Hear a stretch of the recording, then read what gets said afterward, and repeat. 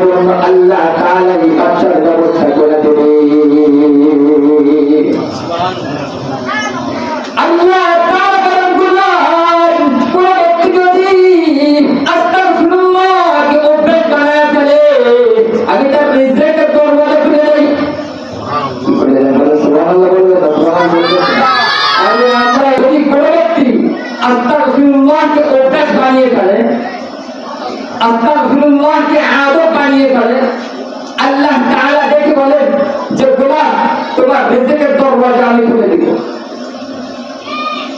এরপর আল্লাহ তাআলা দেখে বলে গোলাম তুমি যদি আস্তাগফিরুল্লাহ বারবার বলো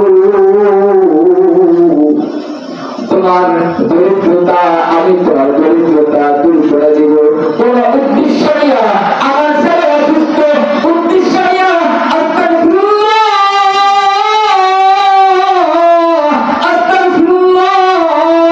আমল যদি করি, আমি নিজে অসুস্থ নিজেও যদি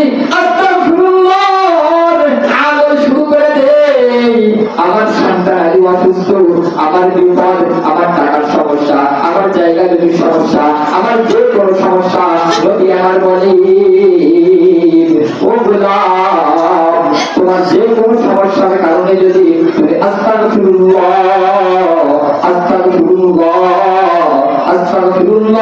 আমল করতে পারো,